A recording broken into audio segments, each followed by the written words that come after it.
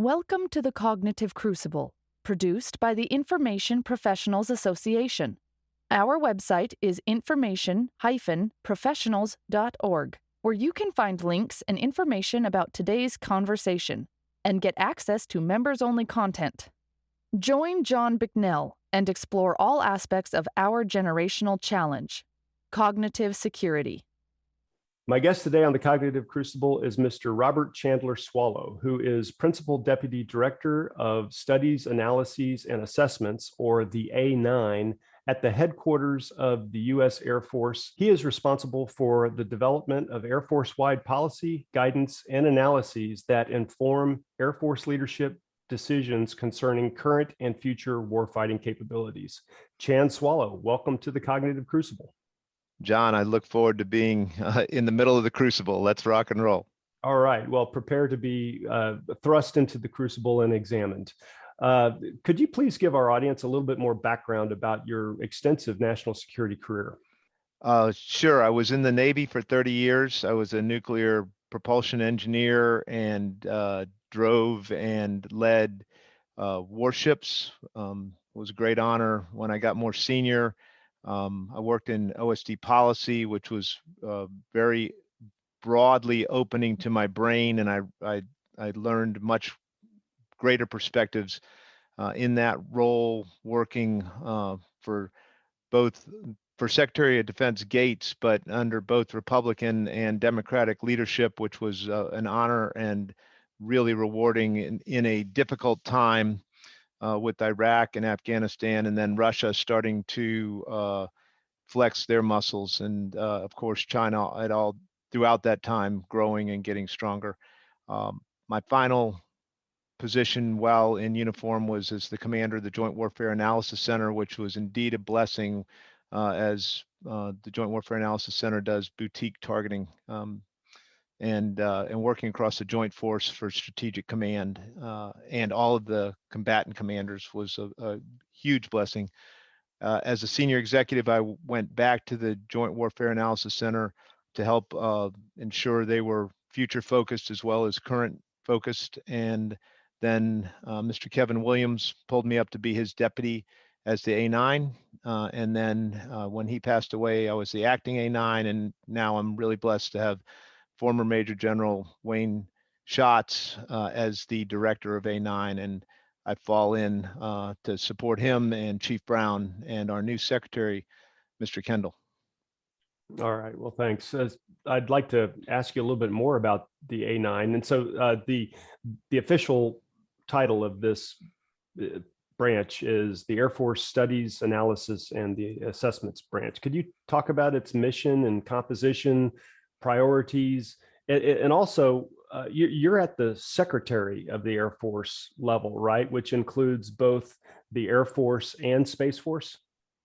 So let me start with the second. So we are not at the Secretariat level, okay, although the Space Force is just standing up. So we are partnering with the Space Force to model air and space, and then it's hugely important to I believe, to model airspace, cyberspace, electromagnetic spectrum, the information warfare space, and then of course working with our service partners, the Navy, the Marine Corps, the Army, the Coast Guard, and the Space Force, as previously mentioned, pulling all that together. So in A9, our mission is to provide unbiased illumination at the speed of relevance on vital national security decisions.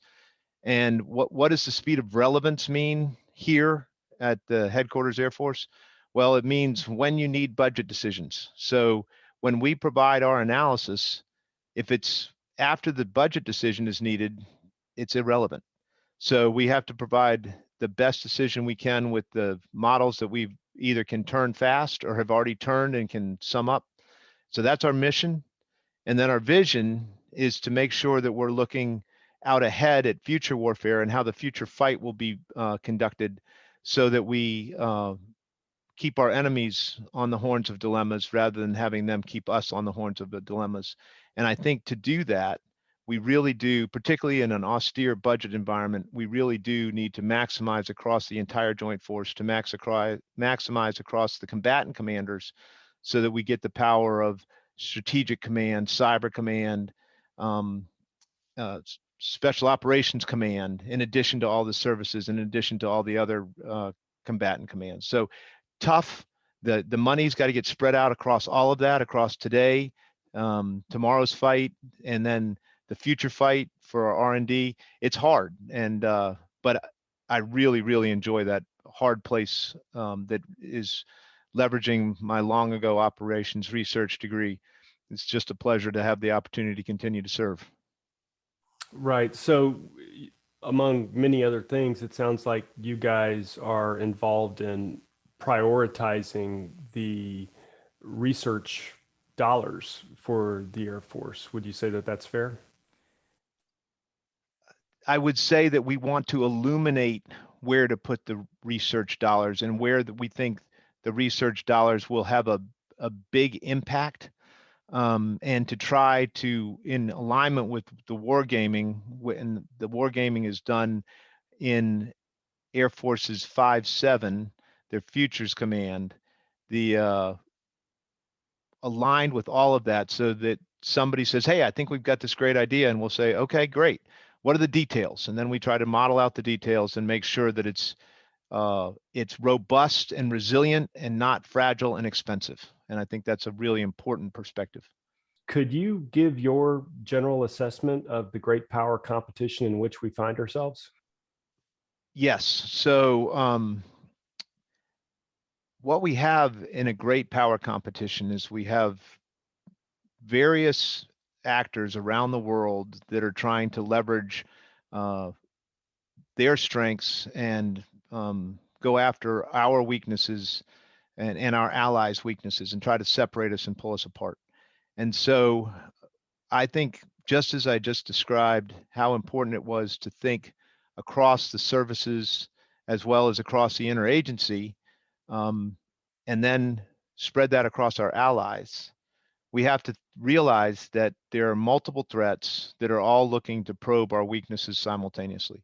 So we need to be ready for China. We need to be ready for Russia, North Korea, Iran, the extremist terrorism, and then we have to keep our eyes on homegrown terrorism. I'm looking out the window of the Pentagon right now, and we lost one of our security forces just last week. So we have to figure out how to place our money well across all those bets to ensure that we push down risk and push up deterrence. Right. How does operations in the information environment fit into the picture that you were just painting? Well, I think the operations in the information environment are one of the hardest things that we haven't modeled yet, and we haven't modeled well yet. Have been working with Cybercom for a little bit on this task. We started it when I was at Joint Warfare Analysis Center, and a lot of people have tried to get this right, but it's changing very rapidly. And so how you model things that are very non-traditional, where Google and Amazon are and Facebook, Instagram, etc., are changing the speed at which narratives can be floated. And we are also fighting the fact that things that are conspiratorial or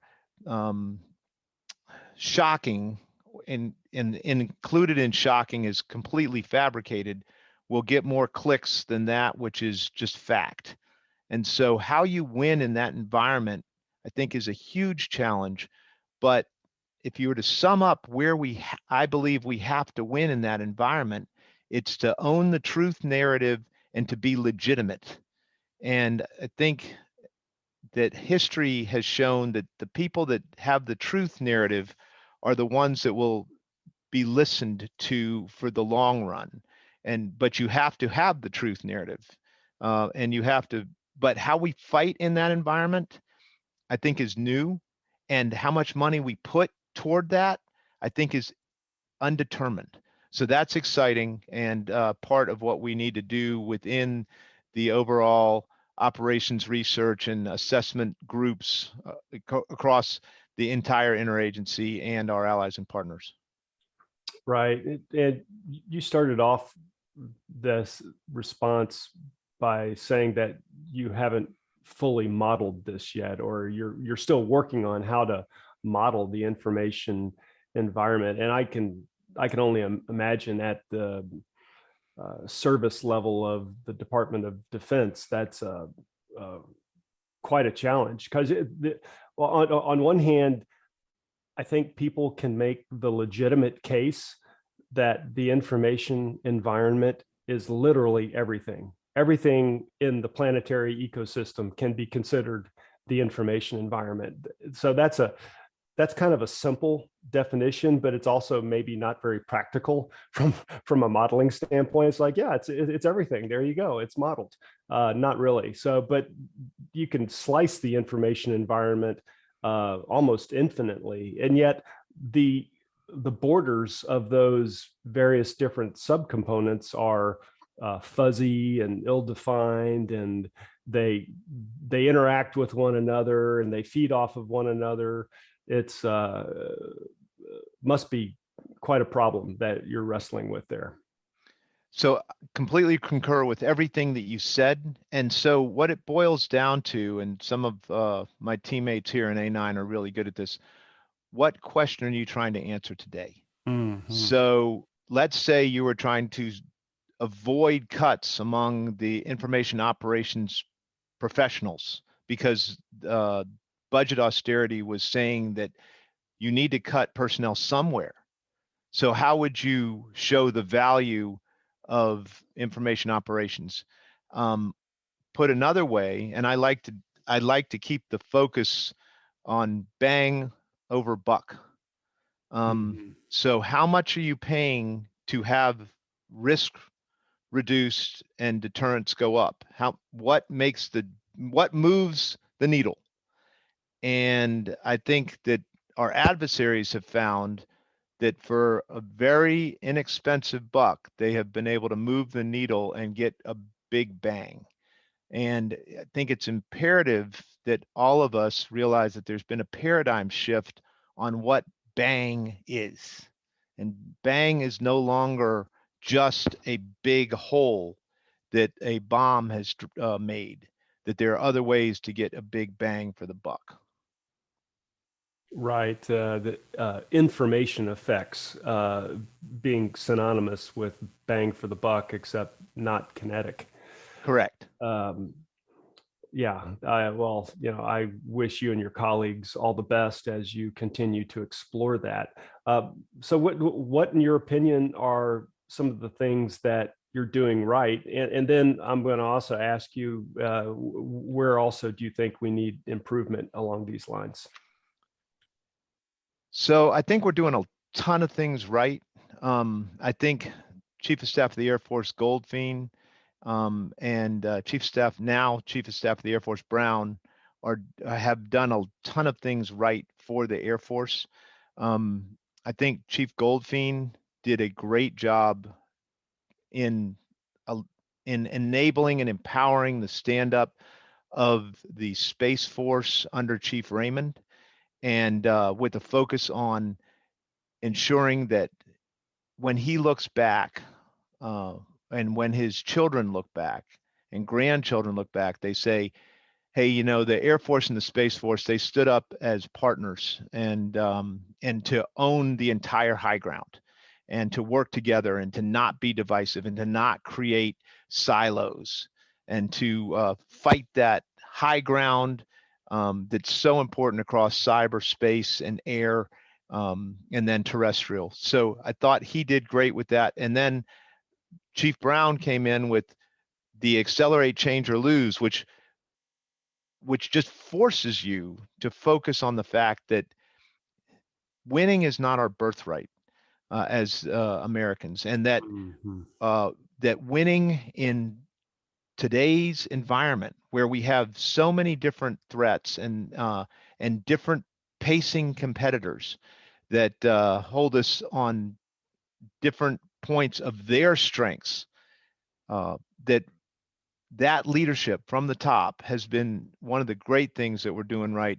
But the other things that we're doing right are that we continue to compete within our services, and Office of Secretary of Defense, CAPE, Cost Analysis Program Evaluation, they keep us competing too, and they keep us honest. So they're the analytic arm for the Office of Secretary of Defense. And so they basically have the power of the purse to say, yeah, we don't think you should fund that. And so we have to, as services, prove that our ideas have have resilience, and they're not fragile, and they can be funded, and they can be rolled out on time, and under cost ceilings. So hugely important to in this austere budget environment to have to compete, to have the best ideas win. To get after that, we're trying to do digital modeling, virtual modeling, so that we learn and we play these games out ahead of time so that we don't make costly mistakes. Get out ahead of the big contracts, get out ahead of the bending the metal, so that we buy what moves the needle, like we talked about. And now we're starting to price in negative externalities like pollution, to properly cost energy. That's one of the big pushes of the new Biden administration. We're trying to embrace wind, solar, thermal, water, nuclear power to ensure that we have both a sustainable planet and a sustainable warfighting force. When you think about logistics, which is a key to winning warfighting, and there's also logistics, it's different, but there's logistics within information operations. How do you ensure that that is funded and sustainable? And how do you get the balance for that? So one thing that I think we need to continue to have in our hard conversations is, okay, so are you able to sustain that long-term fight? And then are you able to cost afford that long-term fight? And the information operations of winning that long-term fight and then having modeled it all the way through, hugely important. We have looked hard at and accepted the fact that we have to have hard conversations on race, diversity, and opportunity. Thrilled with how then Secretary of the Air Force Barrett just took that on and forced our Air Force, along with Chief Brown. Here we go. We're going to not pretend that this problem isn't happening. We're going to look it square in the eye, and we're going to address it strongly. I was really proud of how A9 did huge amounts of modeling and assessment to show our Air Force where we have significant problems and where we need to address them to get the full power of our Air Force and our Space Force. We are recognizing that there are new contested domains in space, cyber, and information warfare, instead of just focusing on the traditional air and sea and land domains. And I think that's the only way that we can keep our adversaries on the horns of dilemmas and force them to pay more money, which is to have them have to address more things than they want to address as far as how they spend their defense dollars. So flip the problem on them. And then most of all, I continue to just be extremely hopeful with the talent of our incoming people, their dedication, their brains, the fact that they've chosen to serve their country, that they are looking for a bigger why than, Simon Sinek talks about, begin with why. What is your why? And a whole lot of people of the new generation are saying, I'm not about just chasing the dollar. I want to take my education. I want to take my bravery. I want to take my courage. I want to take my commitment, and I want to drive it forward on things that matter for my country, for my generation, for my future generations. And they just do amazing things. They think well. They put it out there. They have a whole lot less baggage that they bring forward, and it's just a thrill to be have them on our team and to be able to share some of the wisdom that I've collected over all the years to help them get faster, to accelerate change or lose, because they're going to be the ones that are going to own it. But they're also going to be the ones with the ideas that are going to win it. So I'm very hopeful and most hopeful about that next generation, bringing it to this very difficult great power competition. And the last thing I'd say about these young people is they come in with just the right balance of humility and confidence, and it's a thrill to walk into the Pentagon every day to work with them. Yeah, definitely foot stomp that last part there about people and leveraging the talents of not just the current workforce, but the workforce that's getting onboarded, if you will, the digital natives, the young folks, and what you're just saying there about the younger generation potentially, I guess it still is to be seen a little bit, but potentially it looks like there's this mission-driven focus that resonates with the young folks in a way that might not have been as evident in previous generations. And I suggest to our audience to listen to an episode we did several months back with a lady named Emma Chu of Wunderman Thompson, the marketing agency. And she and her group at Wunderman Thompson put out, I think, semi-annually a like global trends outlook of things that are happening in the marketplace. And that was one of the things that she called out as well, that today's generation, the young folks, they tend to be driven by more than just the bottom line. And I think you're exactly right, Chan, that that is a hopeful thing if it can be channeled appropriately along national security lines. And we're both retired military officers, and there's nothing like being part of a mission-driven organization with a vivid challenge that helps channels people's energies. Would you say that that's fair? I would say that's 100% fair. And as we try to do all this with the budgets that we have, and with the realities of the growth of China and the other challenges that we have, such as increasing healthcare costs, the increasing bill payments on our national debt, the fact that we have to continue to increase in the speed of technology, which is expensive technology. These are hard problems. And I think that when people self-actualize, then they're working on hard problems, and they're making a difference on hard problems. And I think those are the people that I want to work shoulder to shoulder with.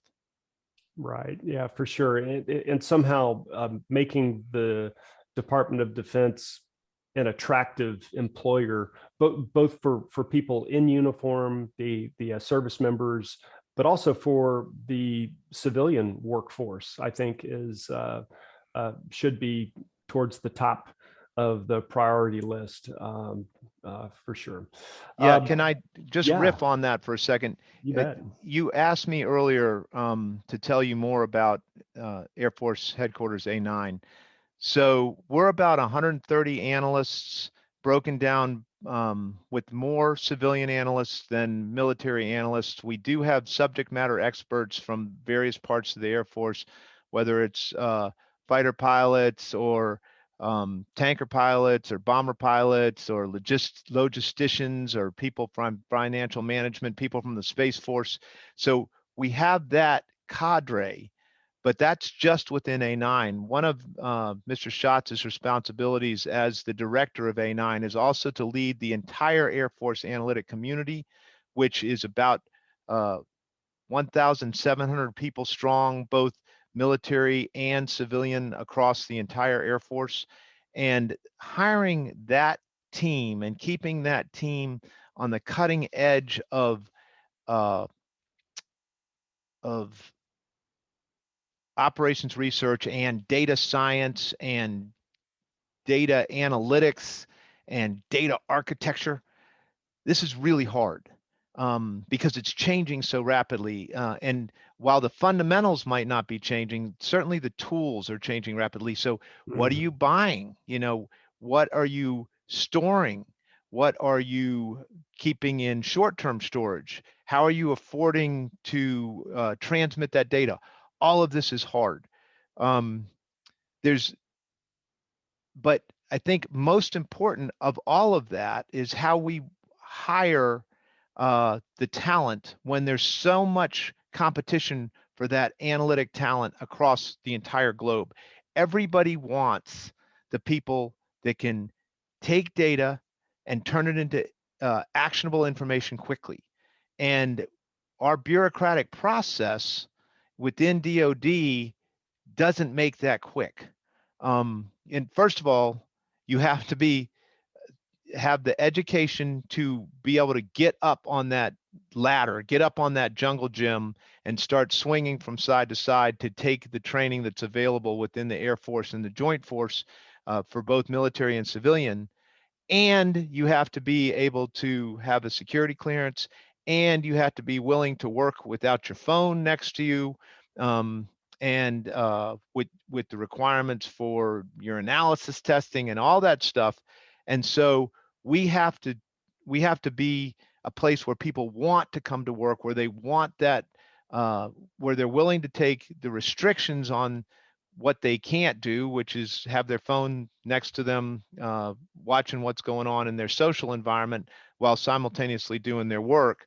And sadly for some of our teammates, they got to be in the Pentagon. They can't work from home. So we have to win and make this environment for them a place that they want to be, because the mission's great, their teammates are great, the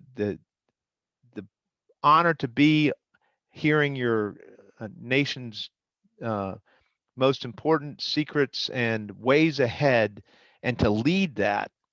I find it completely compelling. I'm excited to get out of bed and go to work every day in this really difficult fight. But I'm also very excited to be doing it with our allies and our partners across the globe who are trying to do this as well.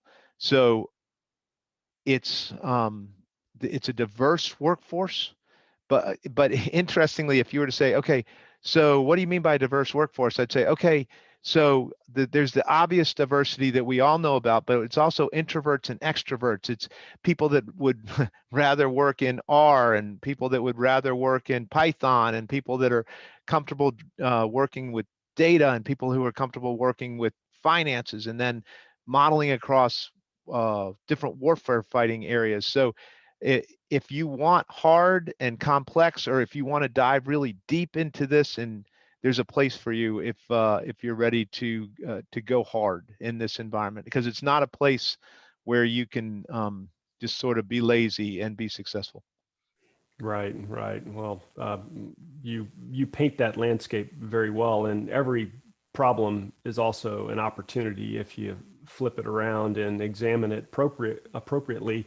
And so I'd like to get your take more on collaborations and partnerships. You mentioned that just a moment ago, and all this conversation that we've been having, I think, flows nicely into partnerships, and also thoughts about engaging appropriately with the commercial sector, and how can all of that be part of the solution in order to manage this problem, because it sounds like our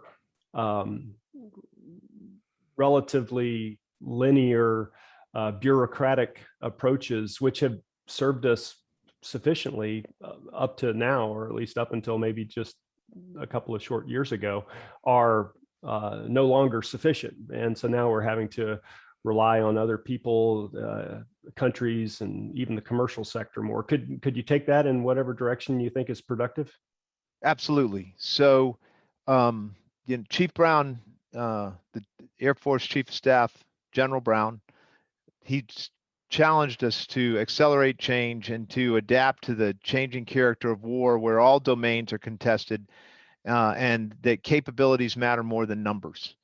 And he indicated we need to focus on the mix of capabilities required to overcome a technologically advanced adversary, with the willingness to experiment in the digital realm while staying vigilant to counter rising cyber threats. So our future conflicts will be different, and our future adversaries will not allow us permissive access like we've been accustomed to in the past. And we will be contested at every level and in every domain. And Chief Brown submits that we are contested today, and I 100% agree with him. We're contested in cyber today. We're contested in space today.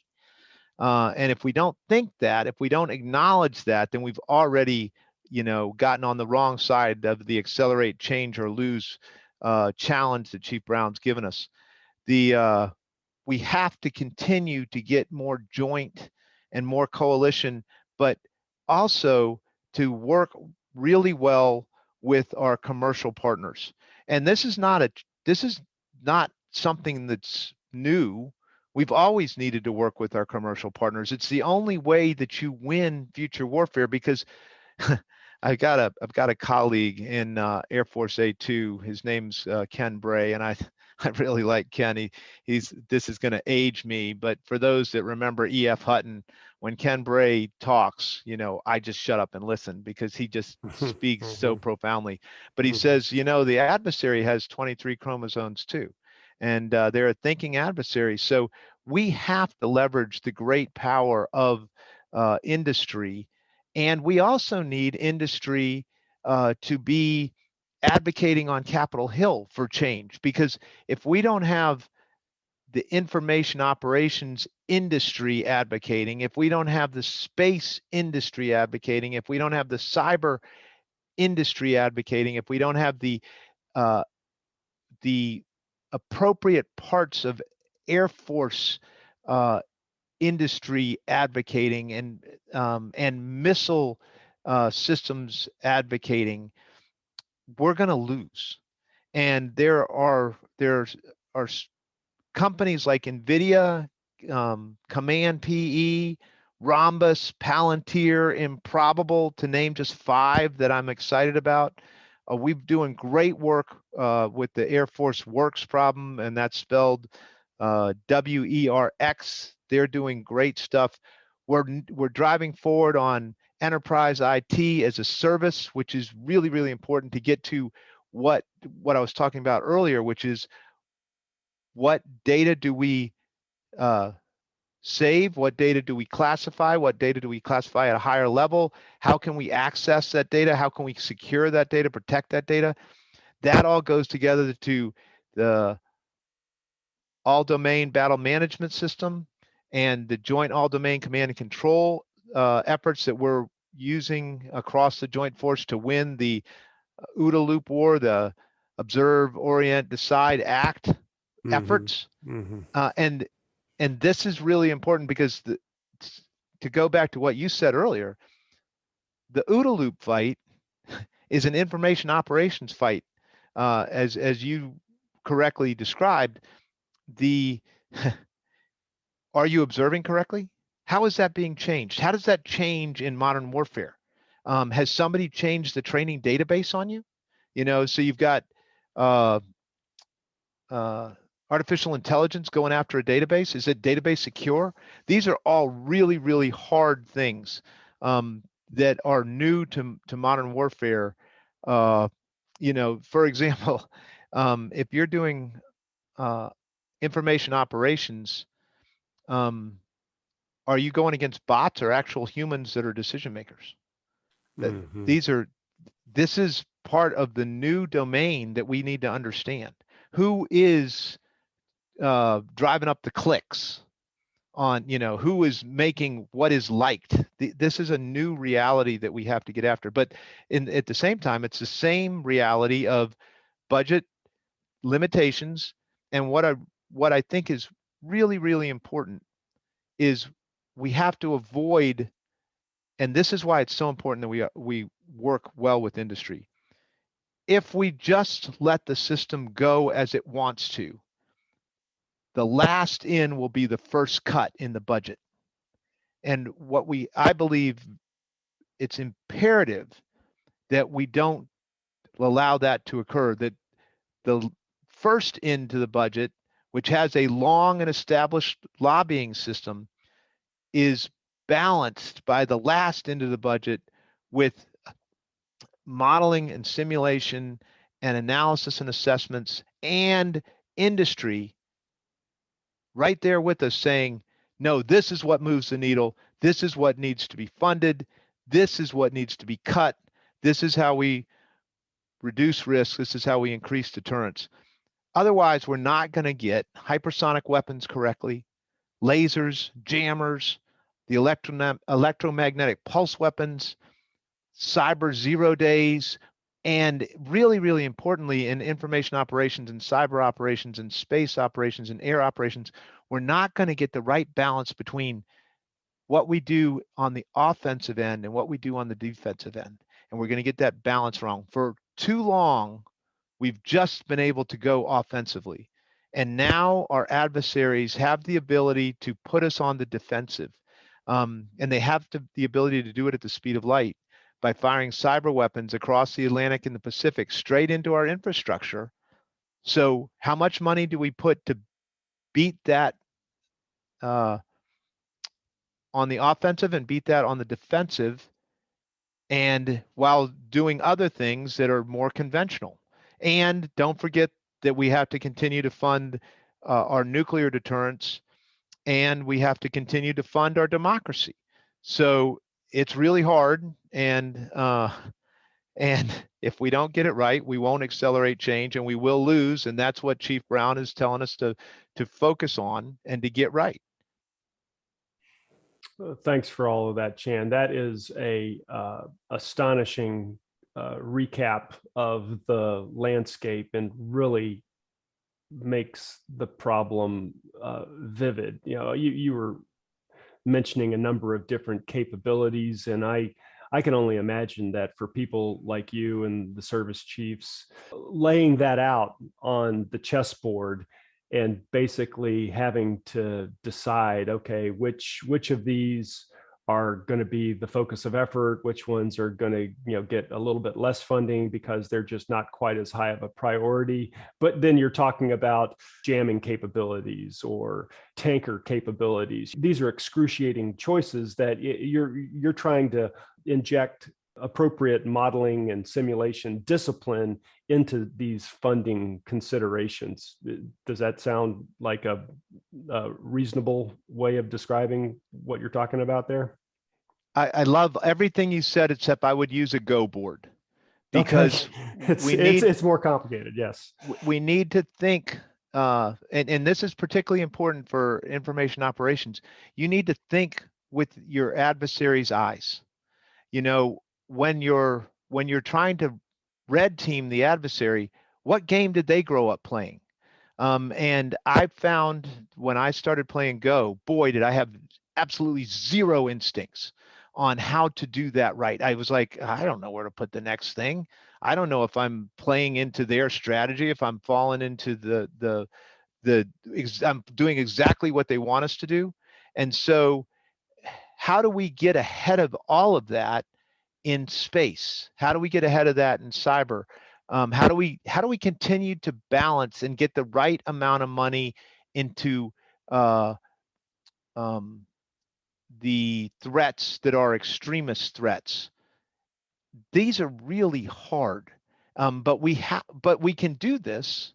In fact, I think we have a lot of young people that want to do this, that want to help us get this balance right, and because they know that they're going to have to own it for their grandchildren, and that they don't want they don't want to play a losing hand. They don't want to have to play a losing hand well. They want to play a winning hand, but they know that if they don't shape the future now, that they'll have to do the best they can with the losing hand. And so that's what's so exciting about having the opportunity to shape this next generation of people, so that they can, get the high score and they can win in this different environment. And what I think is also really interesting is it's going to change what physical courage is. And we haven't talked about this much, but where do you deploy when you're the Space Force if you don't deploy to space? You may have the world at your the risk of the world, and certainly of our country, at the terminal that they're controlling the space fight at. So while they're not at physical risk, they're at a huge mental risk when a huge amount of responsibility weighing on them. And I think as we get more into unmanned systems, unmanned aerial systems, it becomes an algorithmic war fight. And you might have heard former DepSecDef work talk about algorithmic warfare. Chief Goldfein talked a lot about algorithmic warfare. But imagine the young analyst who's on the watch floor at an air operations center, at a joint operations center, and they're like, "Oh, I see how this fight's unfolding. We need to run these algorithms in information operations. We need to run these algorithms in space operations. We need to run these algorithms in air operations. We need to run over and talk to the State Department and the Commerce Department to get them running across diplomacy and the economic realms." And they need to do all of that faster than our adversaries and cheaper than our adversaries while imposing costs on our adversaries. And I personally find that super cool, and real. Yeah. Wow. Again, you're giving us a lot to think about. And for a moment there, when you were talking about some of the, thinking through the challenges and the trade-offs, it made me think that I'm looking for a podcast guest who can talk about game theory and getting into the mind of the adversary and bringing that into the workflow and into the calculations. But also when you were talking about the folks these days sitting behind a terminal, and that's their outpost. They are deployed behind a terminal. But what effects does that have on people? So it's kind of like almost like a new form of PTSD of working behind a computer. We've been working behind computers now, I don't know, for 25, 30 years, but there's something feels different between the way, if I think back 30 years ago and working on a PC versus my life today and how I'm engaged with tech, feels very different. And there might be some kind of PTSD that is a part of today's work life that just wasn't the case a couple of short decades ago. And there's another gentleman that I'm wanting to have on the podcast. So a little preview here. You and I both, Chan, went to the Naval Postgraduate School. When I was there, one of the books that we read as part of my curriculum was a book called On Killing, about the psychological cost of killing. And this fella, Dave Grossman, he wrote the book, but I would love to talk with him about the psychology of killing. And he describes in his book, it's a very different kind of killing, from like actually plunging a knife into someone's chest and watching that person die in front of you, in close proximity, versus dropping a bomb. Very different psychological effects on the person. But what are the effects behind a keyboard of killing people, or video games? And lots of people are playing video games these days with indiscriminate killing as just part of the video game. What are the psychological effects of all of that. I mean, this is going off on a bit of a sidebar, but what's your hot take on all of that, and then we can conclude. So I go to my personal experience working on nuclear reactors and the weight of that responsibility. And I cannot even imagine what it was to be, and I worked very closely with Admiral Haney and General Hyten, who were both the strategic command commanders in charge of, the nuclear arsenal of our country. But just when I was responsible for nuclear reactors, the weight of that was just huge. And when I turned over my positions, that weight came off. But when it was on, it was a huge weight. And I think that our people fighting at the terminals that have this responsibility to win at the nexus of air, space, cyber, and information operations, that's going to be a huge weight upon them. And it's going to be that brain weight where they have to think accurately and well. And so winning in that environment, they're going to have to be sharp. They're going to have to be, I think it's going to your chess or go analogy, you're going to have to be physically fit and have enough sleep to go through your watch, and then you're going to finish mentally exhausted, and then you're going to need to build up your resilience and build up your physical fitness and build up your sleep again, and then right back into the fray. And then we're going to have to figure out what the rotations are to allow people to be able to sustain that, and how to give them breaks. One of the best things you were talking about that the military ever did for me is they gave me time to go back into academia. So they sent me to Naval Postgraduate School for my master's, and then they sent me to War College, and then they blessed me to allow me to teach at National Defense University. And that allowed my brain both to relax and get caught on fire again, but to get caught on fire with a new level of thinking, and to be around other great thinkers that could raise my game, because I was around students that were teaching me, and around professors that were teaching me, and I brought my small piece of the puzzle, but I gained so much from all of their pieces of the puzzle, that and their challenges and their hard problems. And so we have to get that right. And if we don't get that right, and we just burn our people out, we will lose. Simon Sinek talks about the infinite game.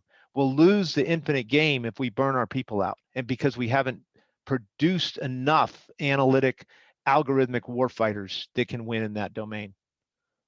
Right. You just mentioned Simon Sinek's book. We'll have a link to that in the show notes. Do you have any other book suggestions for our audience? So I could answer that question for forever. That's one of my favorite questions. Okay. But yeah. I'm gonna give just a few. The Mathematical Corporation by Sullivan and Zulaverne really talks about what is in the power of operations research. And for me, this was all illuminated back when I got my degree back in the early 90s. And I realized what the power of operations research is. Now it's just huger because the data sets are huger and the computing power is huger. So what is in the realm of the possible, I think, is really, really important for people to grasp. And the Mathematical Corporation helps you do that without having to get an ops research degree. I read a book by Perloff called "This Is How They Tell Me the World Ends: The Cyber Weapons Arms Race." And that's very, very important as well, because it's the paradigm shift of what is at risk and how you create an effect that is not kinetic, or perhaps it is kinetic, but it's done through cyber means. Hugely, hugely important. And I'm not sure everybody grasps the vulnerability of winning kinetic warfare on critical infrastructure at the speed of light across the oceans done by our adversaries. But that book will take, it'll scare you, but it will take your blindfolds off. Related to data, and this gets back to how do you win information operations? is a book called Invisible Women, Data Bias in a World Designed for Men. It's by Perez. And what I really like about that book is it, particularly as who I am, a old white guy, it really helps me to see the world through 51 or whatever it is percent of the rest of the world, and to realize how we just screw up our solution sets because we don't see see through the eyes of women. My best example of that was we had one woman intel officer in Afghanistan back in the day, maybe 2010, and you're losing 50% of your intel sources because that culture only would talk to women. So why would we be so stupid as that? And so that book really helps us to understand data bias in a way that is compelling, and we have to get that right if we're going to win in information operations. And then a hopeful book is Disunited Nations by Zihan, and I found that book to be very hopeful. The United States has so much going for it. We are such a blessed nation, and sometimes we forget that. It's an honor to have been so luckily blessed to have had the good fortune to be born in the United States and to be able to serve in the United States military for 30 years and to continue serving in a nation that is blessed by so many wonderful things, from great ports to great rivers to great climate to great education to a system of competition of religions and competition of ideas and democracy. So we've got all of that going for us, but we also have the responsibility to long time ago, I was a Boy Scout. We have a responsibility to turn over a better campsite than we inherited.